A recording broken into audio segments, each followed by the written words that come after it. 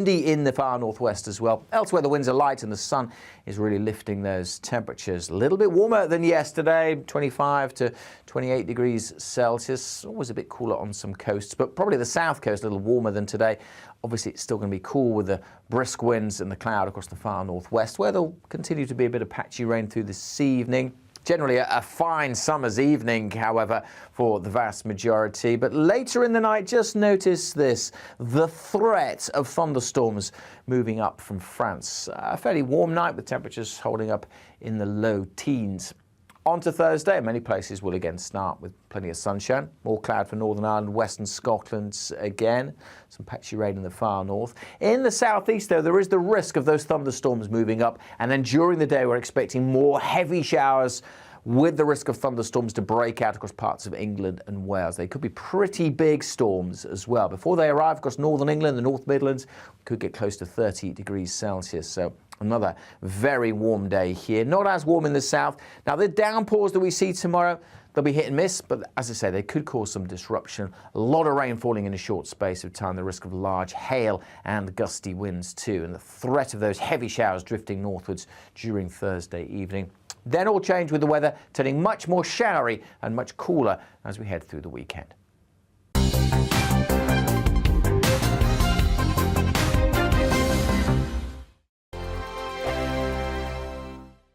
We are GB News. We're right across this great nation. On TV, on radio, on digital. Absolutely everywhere. We don't talk down to you. We embrace all voices.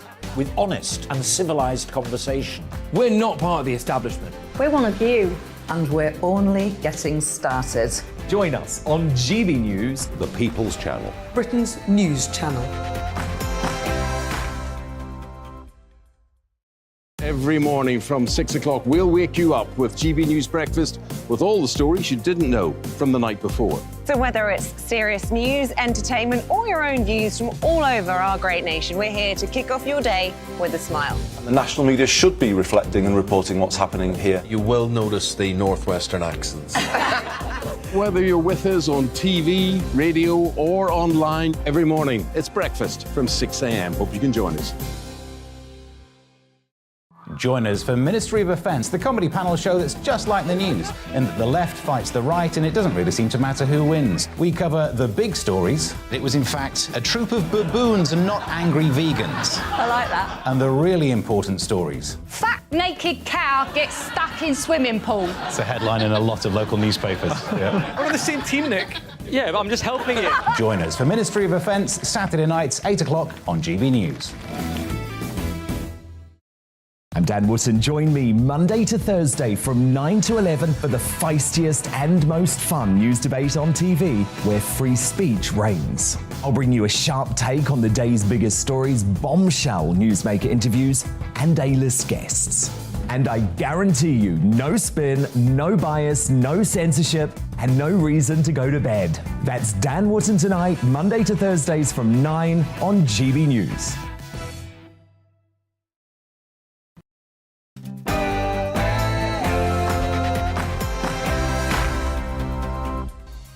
And welcome once again to On the Money, where we're focused on the UK's cost of living crisis, helping you beat the squeeze. I'm Liam Halligan, and for the next hour, we're talking about these new cost of living numbers, with headline inflation hitting a fresh 40-year high, and producer price inflation, the costs of doing business, rising at its fastest rate for almost half a century. We discuss how rising inflation's aggravating wage negotiations across a range of sectors, which, like the railways, could soon be impacted by strike action. And we hear how one woman, unable to raise funding for her business here in Britain, went down under to get her cash instead. On the Money, after the GB News headlines, with Rosie Wright.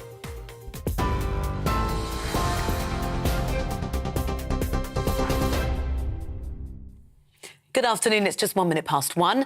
I'm Rosie Wright, keeping you up to date on GB News.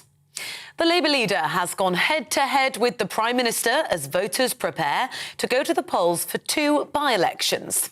Sir Keir Starmer accused Boris Johnson of failing to prevent this week's national rail strikes by refusing to meet with unions and operators. Well, as the country deals with the biggest walkout by train staff in 3 decades, the Labour leader said the Prime Minister's only interested in blaming everyone else. The Prime Minister of this country and his Transport Secretary haven't attended a single meeting, held a conversation or lifted a finger to stop these strikes. So rather than blame everyone else, why doesn't he do his job, get round the table and get the trains running? Well, Boris Johnson responded by saying the Labour leader is in the pocket of the unions. Strikes, as he knows, it is up to the railway companies to negotiate. That is their job. We know why he takes the line he does. We know why he won't condemn the strikes. We know why even now he hasn't got the gumption to call out his MPs who are going out to support the pickets, Mr. Speaker. The reason his authority is on the line in this matter is that they take £10 million from the unions, Mr. Speaker. Inflation has hit its highest level in 40 years, climbing now to 9.1% in May. That's up from 9% in April. Well, the rising cost of food and non-alcoholic goods were the main driver, further squeezing household budgets. Last week, the Bank of England warned inflation was likely to peak at more than 11% in October. The Chancellor says the government is doing everything it can to reduce the figure. I want people to be reassured that we have all the tools we need and the determination to reduce inflation and bring it back down. Firstly, the Bank of England will act forcefully to combat inflation. Secondly, the government will be responsible with borrowing and debt so we don't make the situation worse and drive up people's mortgage rates any more than they're going to go up. And lastly, we're improving the productivity of our economy, improving the supplies of energy we have and moving people off welfare into work. In eastern Afghanistan, an earthquake has killed more than 1,000 people. The 6.1 magnitude quake struck early this morning, around 27 miles from the border with Pakistan. More than 600 people have been injured. Video shows houses that were reduced to rubble. Authorities have launched rescue operations and say the death toll is still likely to rise as they reach remote villages. The Deputy Prime Minister has outlined new legislation which gives the UK power to override rulings by the European Court of Human Rights. It's after the court blocked the first deportation flight carrying asylum seekers to Rwanda last week. Dominic Raab told MPs the UK's new Bill of Rights will place ultimate legal power in the hands of the UK's Supreme Court. Mr. Speaker, next we will strengthen the separation of powers in this country, affirming the supremacy of the Supreme Court, being explicit that the UK courts are under no obligation to follow the Strasbourg case law and indeed are free to diverge from it. I'm proud of our world-beating judiciary. And what else is the point? What else is the point of a Supreme Court if it bows in subordination to a European one? New figures show the average house price in the UK was £31,000 higher in April compared to last year. The Office for National Statistics says that's a rise of 12.4%, up from 9.7% in March. The ONS data shows house prices in England, Scotland and Wales have all hit record levels in April. Glastonbury has officially opened after a 3-year hiatus because of the pandemic. Traffic is building up around the site in Somerset as thousands of festival goers opt to avoid the train and take the car instead. The event's celebrating its 50th anniversary with acts including Ukraine's Eurovision Song Contest winners Kalish Orchestra. On Saturday, Sir Paul McCartney will become the oldest ever solo artist to headline the festival at 80 years of age. You're now up to date on GB News and I'll bring you more as it happens. Now let's head to Liam for today's On the Money.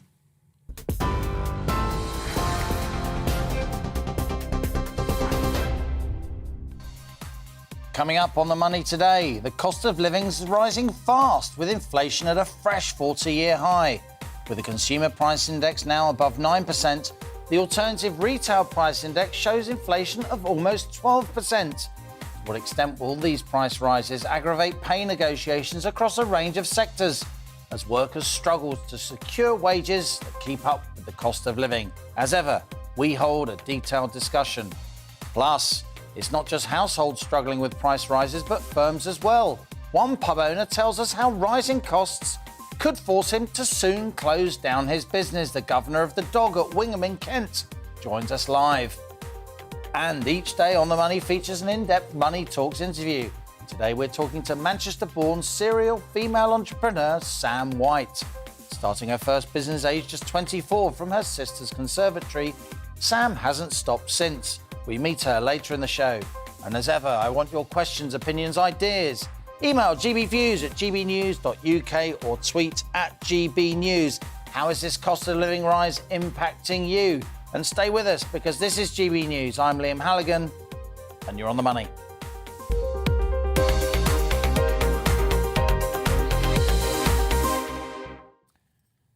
Now, UK inflation's risen to 9.1% a year, far beyond the Bank of England's 2% target rate, and it's likely to remain high for some time.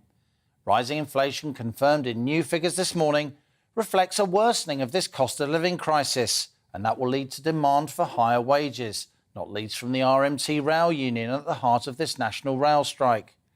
The Bank of England's raised rates by just 0.25% last week, a timid move which has since led to some serious criticism. Today's proof that there's no let-up when it comes to price pressures means that interest rates will surely rise more later this summer. During the year to May, the Consumer Price Index rose 9.1%. That's more than 4 times the Bank of England's 2% target rate and a fresh 40-year high. The Retail Price Index, an alternative inflation measure, that was 11.7% up over the last year. Even more worrying, the Producer Price Index was 22.1% higher, pointing to serious cost pressures in the pipeline. Now, that Producer Price Index, or PPI, captures the prices that firms pay for the raw materials and other inputs that they need to provide the goods and services that they then sell us. PPI inflation, 22.1% in a single year, is now at a 45-year high. As firms pass those costs on, that points to significantly higher consumer price inflation in the months to come. That rising inflation won't do anything to help solve this rail strike, which restarts tomorrow and again on Saturday, although this is clearly a full week of ongoing disruption. Parts of the country have also been enduring bus strikes, including Yorkshire, where Arriva bus workers trying to secure above inflation pay rises, they're today on their 16th day of strike action. And on Merseyside, the Unite Union has just confirmed that bus drivers employed by Stagecoach, they'll be walking out on the 30th of June and again on the 4th of July. Inflation's rising and set to go higher. Some analysts now say the headline CPI measure could hit 15% before the end of the year. As well as rail workers and bus drivers, teachers, barristers, unions representing other sectors are now also considering strike action. The question in all these wage negotiations, the question on the minds of countless firms and households now is this, and it's our On the Money question today. How high will UK inflation go?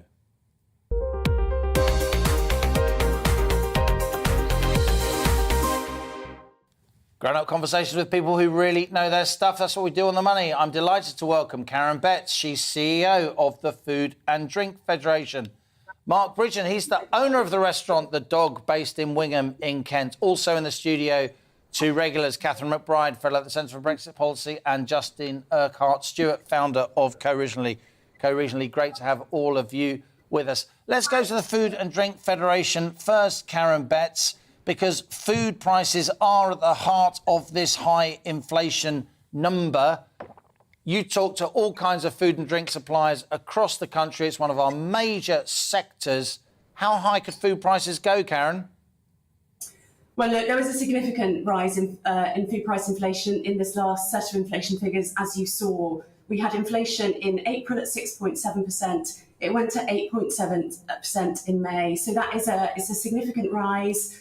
And manufacturers right across the country are telling me how hard it is for them and how relentless the rises are in their input prices. So their ingredient prices continue to go up, their energy prices continue to go up, transport and labour costs are all continuing to go up.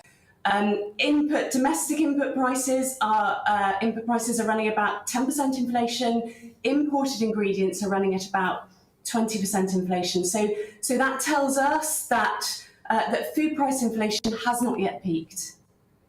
Very interesting. Mark, now you're a GB News viewer. You own a very respected and well-known restaurant and pub in Kent, The Dog. It's based in Wingham. You emailed GB News the other day and we had a chat last night. I read your email and I gave you a call, and I'm pretty shocked at what you told me, because you're talking about some of your cost rises. Tomatoes up 100%, chicken up 60%, cooking oil up 50%. Alcohol that you serve in your bar up by as much as 15%. Your gas bill up 4.5 times. Your electricity bill up 2.5 times. You run a successful business in a pretty prosperous part of the UK. Is your business going to survive this, Mark? Well, we've been working hard to absorb and manage the daily increases in, the food, the drinks and the services that we buy. And our customers are just about putting up with increased menu prices. But the big one, the utility increase in October, it's terrifying. How we will find an extra £6,000 approximately in November to cover our increased utility bill is a bit beyond me at the moment. It's very, very worrying. Because you are, of course, a business, and there's absolutely no energy price cap for businesses. Households have suffered. They've seen that price cap go up from, £1,000 to £2,000, approaching £3,000 a month. But you obviously use a lot more energy because you run a bigger premises, and there's no price cap for you because you're a company, right? Yeah, and but also we're being asked to enter into a 2-year contract at prices that we can't afford and aren't sustainable. If it comes down in that period, we continue to be at a disadvantage. It's like I say, the day-to-day with what we're seeing in foods and cooking oil but other things, like our linen provider, 12% increase. Drinks change on an annual basis. We're going to get a 6 monthly increase this year. Those we can just about tackle, but the extra £60,000 per year, which is about 6% of our annual revenue, it's just a massive number. Pretty incredible. You employ 30 people. I know your business. It's not the reason why I phoned you up. I just know the company by the pub by reputation, the restaurant by reputation. Your total utility bill has been 35 grand a year. It's now looking at 100 grand a year. That basically wipes out your entire operating margin, your entire reason for being a business. So I ask you again, can you survive? We can absorb some losses for a while, but twinning it with what looks like a recession starting at the moment. So if our revenues continue to be under pressure, and then our margin is completely gone, how long do we bankroll it in the hope of good times returning? Because I'm not hearing anyone saying that the utilities are going to come down. Well, I'm in a 2-year contract. My utilities won't be coming down. Yeah. So of course, I'm an entrepreneur. I'm not going to say that we won't get through it, and I'm going to try and find every possible way to get through it. But it is bleak. So there we have it, folks, in the studio. Karen Betts, Food and Drink Federation, massive price rises for the companies who are part of her organisation. Mark Bridgen, the epitome of a British entrepreneur. He's working in a pretty prosperous part of the UK, running a pretty high-margin business. It's a gastro pub. It's a place where people go to spend proper money for special occasions. And he is, very close to saying he's got to put a brave face on it, but he's clearly struggling so much. He's emailing the likes of me in order to talk about it. This inflation, Catherine McBride, is now really eating in to our economy. I think what we're seeing here now is an illustration of how if you have high inflation, you have a recession anyway. Yes, because people have less money to spend. So if you look at even the CPI, you had a massive increase in both household utilities and also in transport still, which is still petrol and still second-hand cars, even though they are off their highs. But the average petrol price in the country last month was the highest they've ever recorded. Yeah. And the increase over the last year was 38p. And, of course, in that price is 52p or 52.9p of government fuel duty. So, the government revenues are going up. They could be using that to subsidise. And they could easily do that. You all have seen oil prices have come off a bit in the last week or 2 weeks. I'm not seeing pump prices go down. Again, I'm not seeing pump prices go down. Well, there is a lag between, getting... There's never a lag when they put them up. No, well, that's true. That is true. But there is a lag. The other thing that's quite good news is when we spoke this time last week, the dollar was going up rapidly against the pound, but now that seems to settle down. That's right. It's about 122.5. And that weaker pound we feared, and indeed we now know that some members of the monetary policy of the Bank of England are fearing too, a weaker pound makes our inputs more expensive. Especially our oil. We're very exposed to imports in this country, not least because we import fuel, which is priced in dollars. But even the fuel we don't import is priced in dollars. Yeah. All fuel is priced in dollars. So that's something that people often don't consider, that when they go, well, we've got our own fuel, it's like, yeah, but the people who bring it out of the ground can sell it internationally in dollars, Justin, before we go back to Karen Betts of the Food and Drink Federation and indeed Mark there trying to keep his pub on the road, let me put this question to you. How high will UK inflation go? We're now at 9.1% CPI. The Bank of England's acknowledging it could hit 10 or 11%. I think it's going to go up more than that. Well, it's a very good chance it could do. Why? Well, you've got the old-fashioned economic issues of supply and demand. Supply's been interrupted. Demand is still there. But you now find yourself then in a position, what tools can they use to manage it? Putting interest rates up is not an automatic press on inflation. It has to work its way through the system. What we're hearing now is hitting at the bedrock of our economy. Who's the largest employer in this country? The answer is small businesses. Actually trying to do that. Entrepreneurial activity to be able to try and get more businesses coming. We're good at that too. And look at our startups compared with France and Germany, way ahead of it. So we're great at the innovation. People like Karen Betts and her members, people like Mark Bridgen we were just hearing from. And, these are the people we've got to make sure we treasure and support, because that's the future of that sort of driving of the economy. If you just sit back and say, well, it'll pass. No, transitory, old boy, it's transitory. I wonder who used that phrase. And all that. The Bank of England repeatedly on a loop. There's also the thing that though the input prices are going up for businesses, their output prices have only gone up by 15.7%. So there's still more cost pressures to pass on, right? They have been for the last 2 or 3 months absorbing. Yeah, their input prices are going up rapidly. Their output prices are not going up so much. So though we consumers feel that we've had a lot of inflation, a lot of businesses have had their margins squeezed a lot, and they haven't got the really big fuel costs that they're going to have in, when was it? In October, indeed. Yeah. Karen Betts, let's go back to you. Catherine McBride's just put her finger on something. We've both been examining the nitty-gritty, the detail of this Office for National Statistics inflation release this morning. Of course, the headline figures, the Consumer Price Index, the Retail Price Index, they're the ones that get reported. But as Catherine said, the Producer Price Index is over 22%, and that's the price of consumer, what they're selling, what producers are having to buy in order to make and provide the stuff that they sell. But producer price outputs, what they actually sell onto retailers, that price inflation is nearer 15%. So their inputs are 22% up, their outputs are 15% up.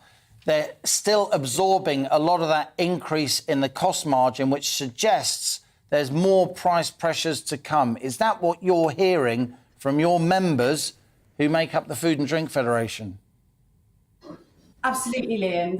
The input costs into our sector, into food manufacturers across the country, are running higher than the headline rate of inflation at the moment. So that says to us that costs are going to continue to go up, and inflation in food and drink prices is going to continue to go up. You know, as your panel have said, our sector is made up of lots of brilliant businesses of every size, and what we really need to do is support the sector and make sure it gets through this difficult period in as good a shape as possible. As your panel has said, companies are absorbing some of the prices at the moment. You know, companies in our sector are cutting costs. They're taking money out of advertising and marketing. They're taking money out of innovation. They're taking money out of investment. Some of them are reducing their product lines in order to save money. And their resilience is really at an all-time low, because we've already been through the problems of Brexit, the COVID crisis. So it is a difficult time for companies, and I do think there are difficult times to come. We do think that the government could do more to support our sector. You know, there is a really high cost of regulation at the moment, particularly in some of the environmental regulations the government is putting forward. We absolutely support the aim of those regulations, but we think the way in which the government is designing those regulations and the environmental schemes attached to them is overly complicated, and it's going to be inefficient, and it's going to drive costs into food and drink businesses that we think we could well avoid. Mark Bridgen, the governor of the dog based in Wingham in Kent. Justin Urquhart-Stewart says you run precisely the kind of business we should nurture and cherish. As I said, you employ 30 people. A lot of those jobs are the part-time jobs, the jobs that amend families' income, the jobs that keep people's head above the water. You employ a lot of women, a lot of young people. Are you feeling nurtured and cherished? How do you think the business environment is helping or not helping the small and medium-sized firms like yours that keep our economy running? We've just been through, you know, as we've just said, we've just been through a very challenging period, COVID and all these things, and the support through COVID was phenomenal, okay, both by the government and by the public. And we, you know, a few months ago, everything was fantastic, really, for our business, and it's just pivoted so quickly. One of the things, really big bits of help, was the reduced VAT rate in hospitality, and when that went back to 20 in March, okay, that was a real issue again. If the government could help us with that measure, that instrument, to help put some margin back into what we're doing, we've got half a chance of keeping our 30 staff employed, of not having to continue to increase our prices that the public are facing, and it should get us through the utility crisis that we're about to walk into in October. Well, Mark, I take my hat off to you. Your email really caught my eye last night. It's why we had a chat on the phone last night. You're a regular GB News viewer. You're running a business. You emailed me. We've got you on this show. I know you'd love to come on the show to say how well your business is doing and how proud you are of all your staff. I know you are proud of your staff and your business. You told me last night. I'm sorry for your trouble, and I sincerely hope that your business holds the road and that you can get the success that you deserve. And thanks also to Karen Betts, CEO of the Food and Drink Federation. This is On the Money with me, Liam Halligan. After the break, we'll be joined by the Small Business Commissioner, once again, Liz Barkley. She'll be answering your questions about small businesses. Stay with us. You're On the Money.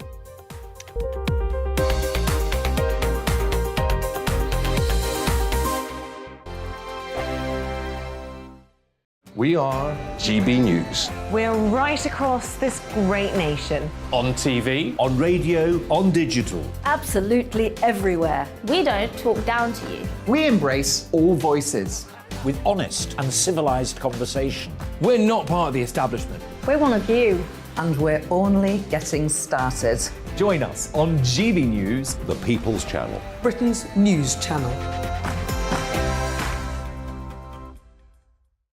Every morning from 6 o'clock, we'll wake you up with GB News Breakfast with all the stories you didn't know from the night before. So whether it's serious news, entertainment, or your own views from all over our great nation, we're here to kick off your day with a smile. The national media should be reflecting and reporting what's happening here. You will notice the northwestern accents. Whether you're with us on TV, radio, or online, every morning, it's breakfast from 6 a.m. Hope you can join us. Join us for Ministry of Defence, the comedy panel show that's just like the news, in that the left fights the right and it doesn't really seem to matter who wins. We cover the big stories. It was in fact a troop of baboons and not angry vegans. I like that. And the really important stories. Fat naked cow gets stuck in swimming pool. It's a headline in a lot of local newspapers. Yeah. We're on the same team, Nick. Yeah, but I'm just helping you. Join us for Ministry of Defence, Saturday nights, 8 o'clock on GB News. I'm Dan Wootton. Join me Monday to Thursday from 9 to 11 for the feistiest and most fun news debate on TV, where free speech reigns. I'll bring you a sharp take on the day's biggest stories, bombshell newsmaker interviews, and A-list guests. And I guarantee you, no spin, no bias, no censorship, and no reason to go to bed. That's Dan Wootton tonight, Monday to Thursdays from 9 on GB News.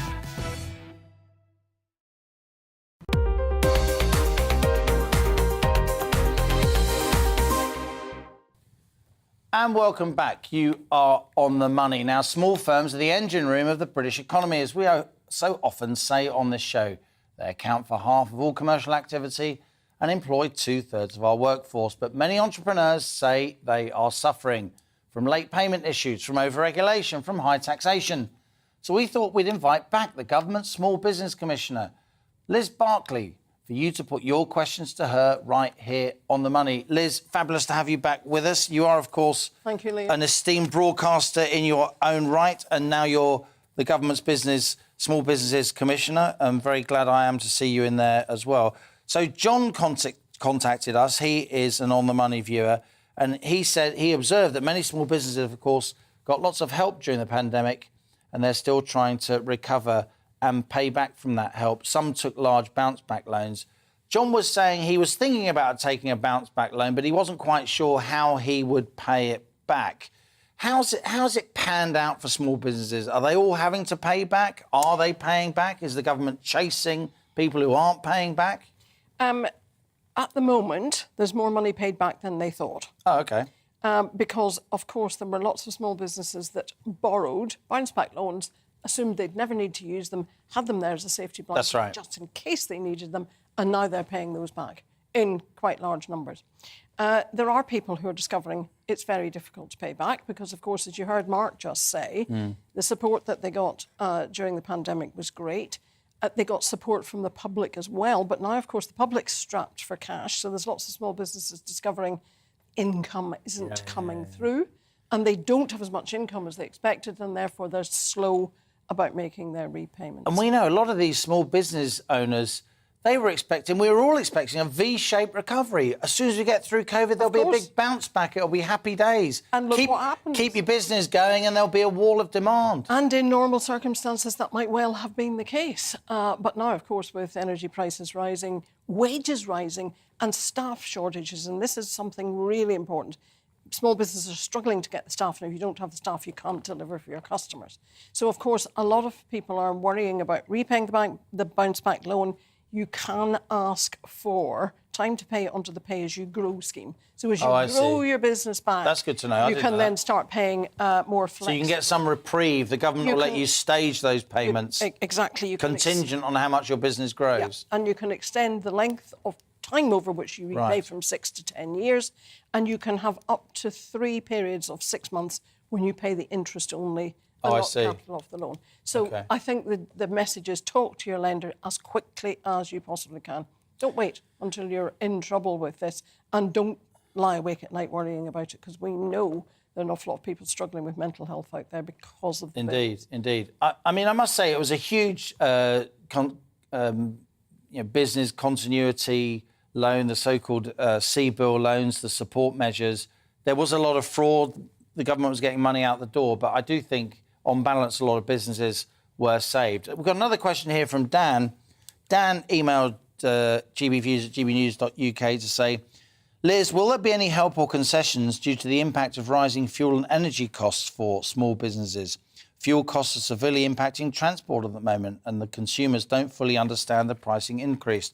Now, we've tried to highlight this on the show for months and months. As you know, households do have an energy price cap. It still means the price rises are steep on their utility bills. We just heard there from Mark Bridgen, a successful publican. He owns his own pub. He's absolutely all in, everything he's got in that business, and his utility bills going up from 35 grand to 100 grand in a year. But the question for me is, does he have anything left over to give him a salary to take home to pay the household bills? And this is what we're beginning to see, small business owners with nothing left over once they've paid the business bills to give the household an income. And it's really, really difficult. I can't say what ministers will decide to do. And that's not your remit. It's not my remit, but it really helps to have the insight from people like Dan getting in touch with you, because then I can pass the insight on. What I do, one thing that he did say that really struck a chord with me is that customers don't fully understand the pricing increase. So if you go to buy something and it's 10 quid more this week than it was 2 weeks ago, you are extremely perplexed by that. I'm thinking, how can it be that prices are going up so high? And this is what's stymieing small businesses, because they don't know, can I absorb the prices? Is there any way I can cut my costs? Is there anything innovative I can do to cut the fuel costs of delivery? And we're beginning to see lots of innovative small businesses getting together, setting up, collaborations whereby they actually deliver together, and all sorts of... And this is what small businesses are so good at. They're so resilient. And as Justin said, we need to nurture them, because they are going to drive us out of this recession. Is there any way that you can get together with other businesses to keep your costs down rather than having to pass it on to your customers, because customers ain't got the money to spend either? Now, I know, your remit is to... I mean, as Small Business Commissioner, the issue you focused on most is late payment, but you do also have access to ministers. You pass on concerns, just like you did when you were a journalist, just like I do. It's part of our job. We talk to ordinary people out there in the marketplace and so on.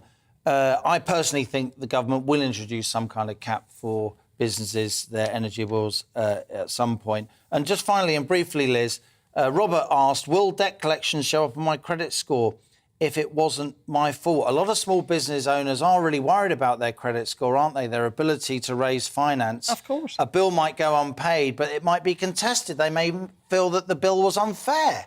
And I think the understanding about what the credit score is a bit skewed here too. It's not down to fault. It's a historical document. What's your payment history? It's not looking at why you weren't able to make those payments. So it will affect your credit score. That's rough, isn't it? Because people who are lending will take decisions based on what they see. Other small businesses will have a look to see if you're a good payer. Yeah. If they're thinking about whether or not to work with you. So there's something in that as well. If there's a mistake on there, please get in touch with the Credit Reference Agency and get it corrected. They do have an obligation to listen to appeals, don't they? Absolutely. If there's something and I know this is the heart of your remit. Yeah, this is the heart of your remit. So please do get in touch. Liz Barclay, Government Small Business Commissioner, great to have you on the show. We look forward to having you back next time, giving us your words of wisdom. All the very best. Thanks so much. All the words I can possibly give you. Sometimes there's things we can't do much about. Absolutely. Cheers, Liz Barclay.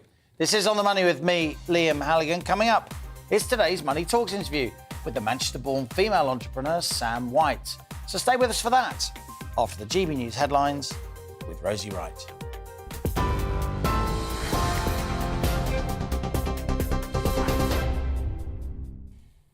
Good afternoon, it's 1:34. I'm Rosie Wright, here to keep you up to date on GB News. Some breaking news this hour. Wiltshire police are investigating the death of a soldier who was killed during a training exercise on Salisbury Plain. The 26-year-old man sustained head injuries after he was involved in a collision with a Warrior armoured vehicle yesterday morning. He's been identified as a member of the 5th Battalion, the Rifles. In some other news now. The number of people killed in eastern Afghanistan during an earthquake now stands at 1,000. Officials say a further 1,500 people have also been injured. The 6.1 magnitude quake struck early this morning, around 27 miles from the border with Pakistan. Rescue operations are underway.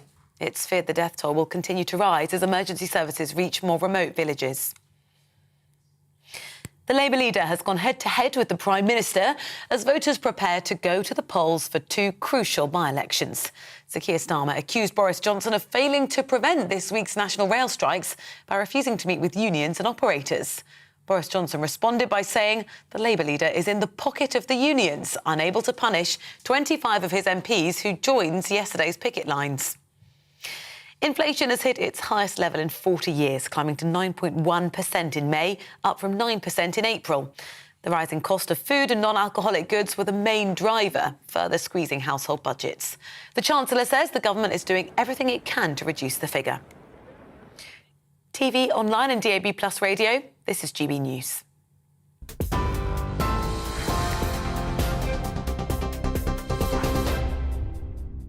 Direct Bullion sponsors the Finance Report on GB News for gold and silver investment.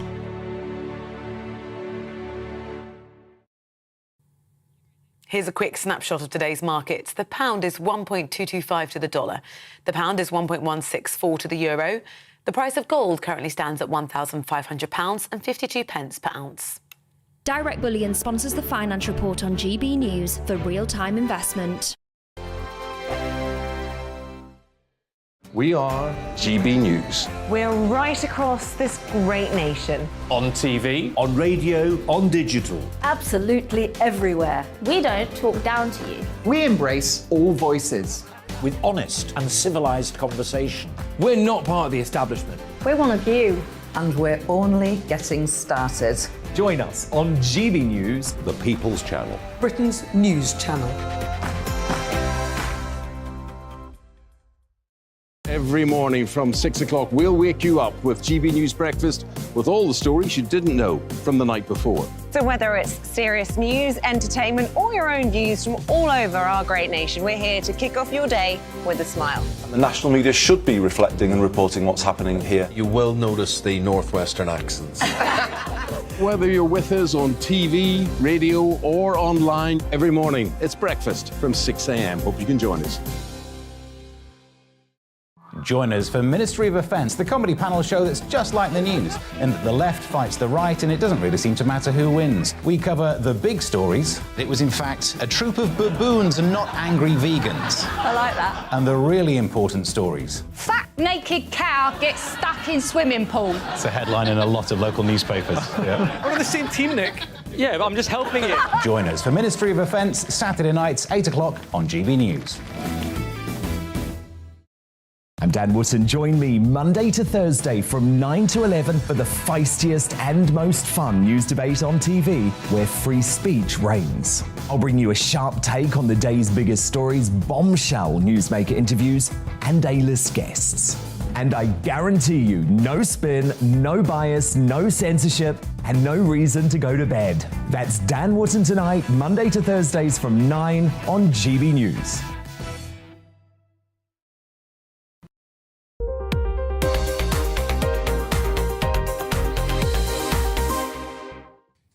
And welcome back. It's 1:39. You're on the money, and it's time now for my daily interview series, Money Talks. Now, being a woman in business isn't always easy, especially in male-dominated industries like insurance. But that hasn't stopped one woman from making a serious splash in the insurance industry. Manchester-born Sam White founded Freedom Services Group in 1999 while sitting in her sister's conservatory.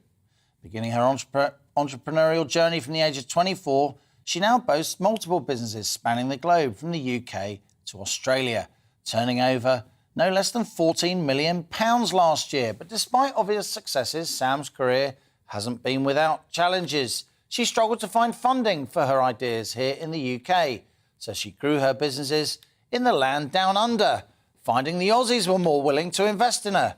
And it's no surprise, with research suggesting that women-led businesses in the UK do receive less than 2% of the funds available to businesses headed by men. So here she is, Sam White, founder of Freedom Services Group, my latest guest on Money Talks.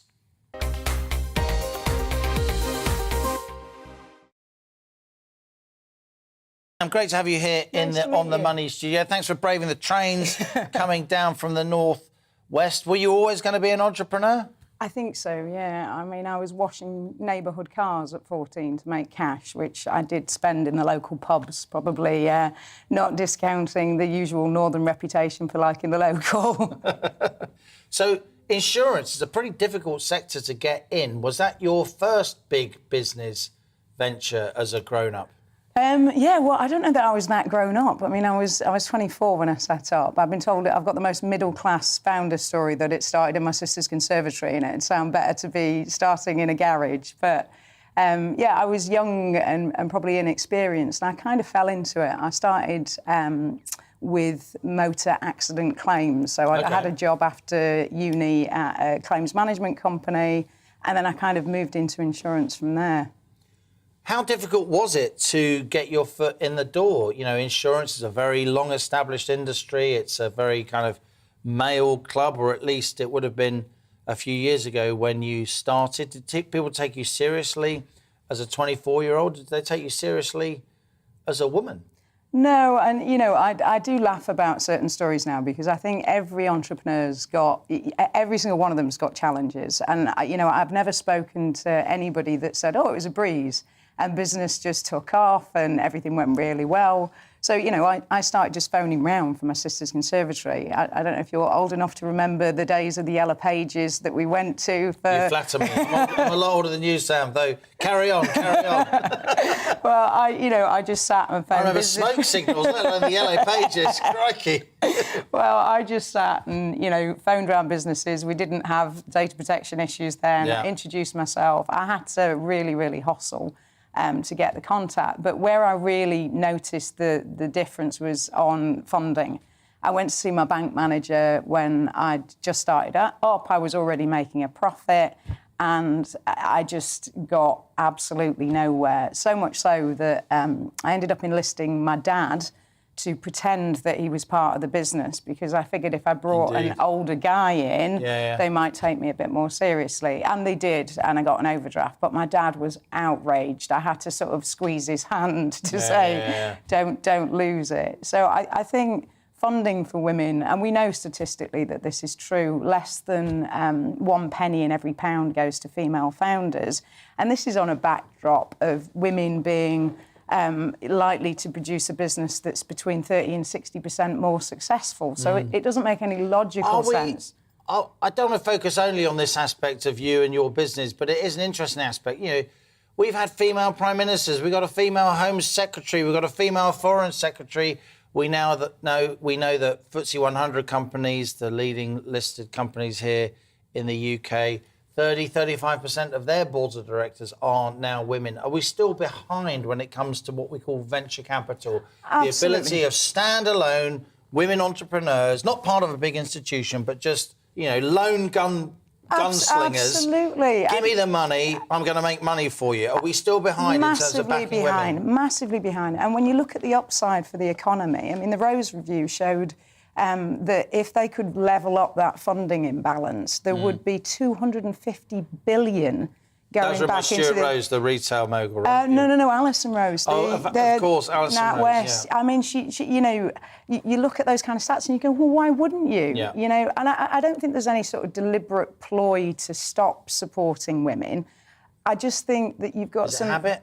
Yeah, I think it's habit, and it's institutional bias. And also, people like to do business with people that they feel some kind of connection with. That's human. You know, you have to fight back against that all the time. I've got a new business that I'm launching, Stellar Insurance. And, you know, I've got far too many women in the senior management team because the brand is so female-focused that's what we attract. So we need to do something to level it out the other way. And I think that there's such an opportunity for us to get new, fresh capital into the economy and support women in this way, which would just be great for everybody. How did you end up down under raising cash? Obviously, you were having difficulties here. You were trying to keep your dad from garrotting people. We're only joking. No, we're not being serious. But obviously, you know, your dad's one of your key backers, rightly, and he was angry that his very talented young daughter wasn't being taken seriously. How did you end up going to Australia? Well, so I actually went to Australia quite late on. So the UK businesses I managed to grow and become very successful, but all organically grown. The Australian business was just a bit of a random one, really. Well, I'll tell you what, Sam, we're going to have to get you on another time. You are the founder of Freedom Services Group. It's been great to hear from you, because I'm afraid we have to leave this now and cross over to the House of Commons, where Jacob Rees-Mogg is delivering a speech on EU laws in the UK. I'm pleased to report that Whitehall fired on all cylinders to complete this review. As a result, members across the House can properly appreciate the extent of EU law in our statute book and the extent of the opportunities that reforming this law provides. In the 2022 benefits of Brexit announcement, the Prime Minister committed to making the outcome of this review available to the public. It is right that the public know how much retained EU law there is, and that they should be able to hold the government properly to account for reforming it. The public have already shown great interest in the EU law which remains on our statute book, in evidence by the huge amount of correspondence I received in my request for details of EU legislation that still burden them, and I am grateful to readers of The Sun and the Sunday Express for their many replies. I'm also encouraging some competitiveness between my right honourable friends in the Cabinet, Madam Deputy Speaker, and hope that this spirit will inspire rapid reform with returns published every quarter by departments. Therefore, I am pleased to announce that today we publish an authoritative catalogue of over 2,400 pieces of legislation spanning over 300 individual policy areas. This catalogue will be available on gov.uk through an interactive dashboard. It will be updated on a quarterly basis so that the public can count down retained EU law as the government reforms it. I would like to commend the Cabinet Office officials who developed this dashboard. It is a fascinating resource in its own right, of both political and, in my view, historic constitutional importance. The pertinence of publishing this dashboard today should not be missed. 6 years ago tomorrow, that day of legend and song, the United Kingdom voted decisively to leave the European Union. The public voted to take back control. And while it took some time to get there, 2 general elections and some constitutionally fascinating parliamentary prestidigitation between 2007 and 2019, the Prime Minister has delivered such control in spades. His Brexit agreement, which guaranteed regulatory autonomy for Britain, means that the publication of this dashboard offers the public a real opportunity. Everything on it we can now change. The author, E.M. Forster, once said, 2 cheers for democracy. 1, because it admits variety, and 2, because it permits criticism. Therefore, as I did earlier this year, I'm inviting the public from across the country, whether they be in Wakefield or Tiverton and Honiton and other places selected at random for the purposes of illustration, to once again share their ideas of reform and to look further into pieces of retained EU law that have an impact on their lives. By using this dashboard, the public can join us on this journey to amend, repeal or replace retained EU law. Together, we will make reforms that will create a crucial boost to productivity and help us bring the benefits of growth to the whole country. Of course, Her Majesty's Government is legislating to seize the opportunities of Brexit and has been since 2020. From introducing our points-based immigration system and securing the integrity of the United Kingdom's internal market, to boosting growth and innovation through adding gene-edited crops and recognising high-quality professional qualifications, we are already showing, among others, the benefits of Brexit to the British people. There are countless other opportunities for reform ahead of us. Members will know that the recent Queen's speech was full to the gunwales of the opportunities of Brexit, ranging from financial services, agriculture, data and artificial intelligence, transport, energy and restoring sense to human rights law. This government will work to develop a new pro-growth, high-standards regulatory framework that gives business the confidence to innovate, invest and create jobs. Those, Madam Deputy Speaker, are the big headline-grabbing issues. This dashboard, I hope, is an opportunity to tackle hundreds of matters, which might seem marginal on their own, but each of these measures in the margin will combine to usher in a revolution. Not a French-style revolution with blood running in the streets and the terror of the guillotine, but a British-style revolution whereby marginal improvements moving inch by inch so that soon we've covered the feet and the feet become yards and the yards become chains and then furlongs and miles until the journey is complete.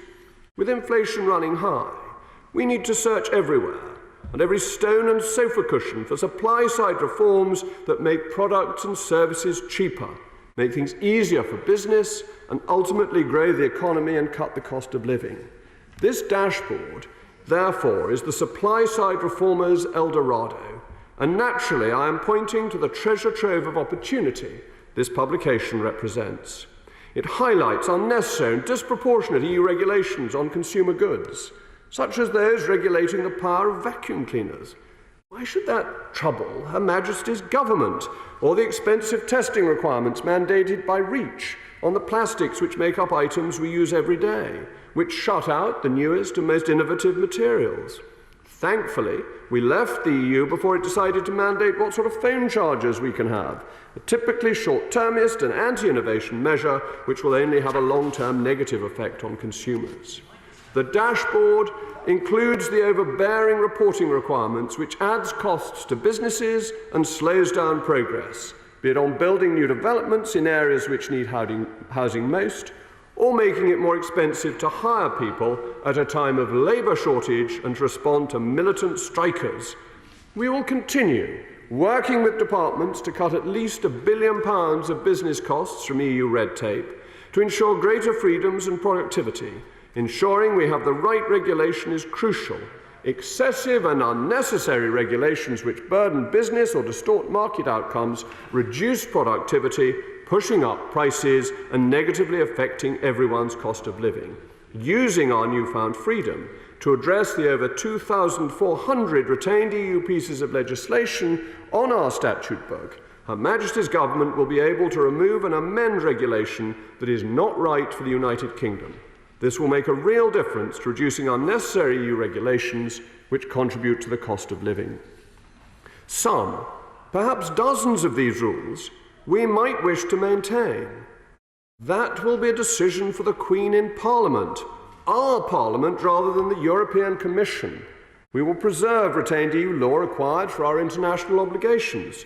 We will preserve high standards such as for water, and may even be able to go further in some ways to move ahead of the European Union.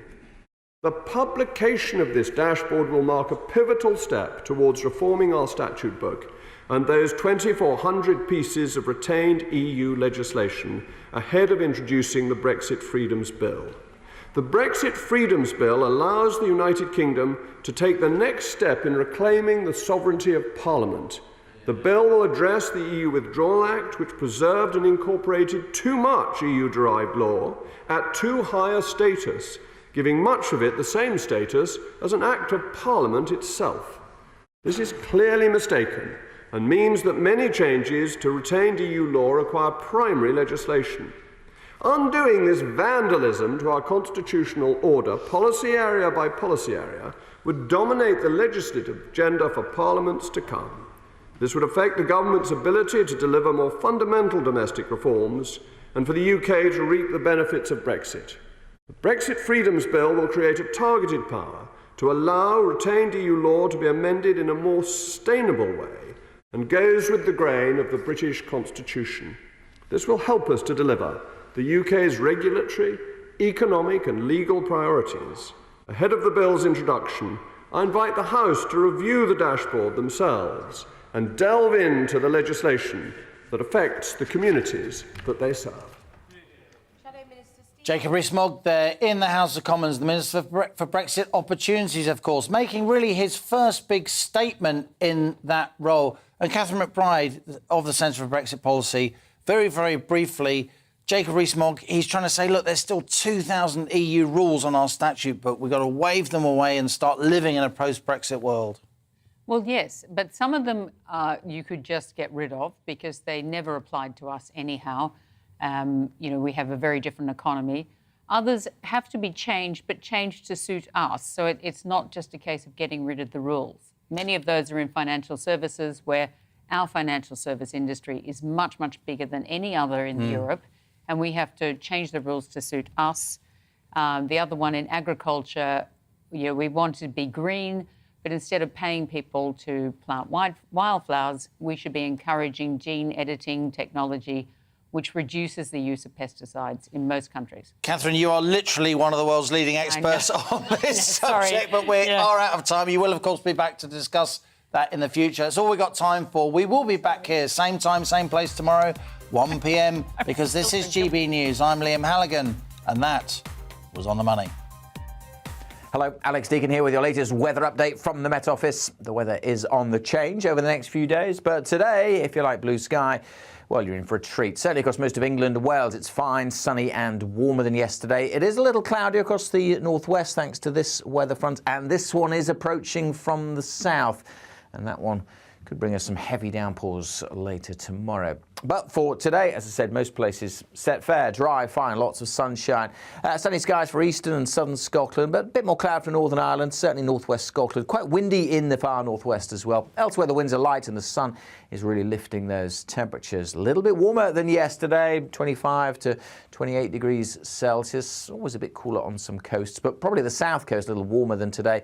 Obviously, it's still going to be cool with the brisk winds and the cloud across the far northwest, where there'll continue to be a bit of patchy rain through this evening. Generally a fine summer's evening, however, for the vast majority. But later in the night, just notice this, the threat of thunderstorms moving up from France. A fairly warm night with temperatures holding up in the low teens. On to Thursday, many places will again start with plenty of sunshine. More cloud for Northern Ireland, Western Scotland again. Some patchy rain in the far north. In the southeast, though, there is the risk of those thunderstorms moving up. And then during the day, we're expecting more heavy showers with the risk of thunderstorms to break out across parts of England and Wales. They could be pretty big storms as well. Before they arrive across northern England, the North Midlands, we could get close to 30 degrees Celsius. So another very warm day here. Not as warm in the south. Now, the downpours that we see tomorrow, they'll be hit and miss, but as I say, they could cause some disruption. A lot of rain falling in a short space of time, the risk of large hail and gusty winds too, and the threat of those heavy showers drifting northwards during Thursday evening. Then all change with the weather turning much more showery and much cooler as we head through the weekend.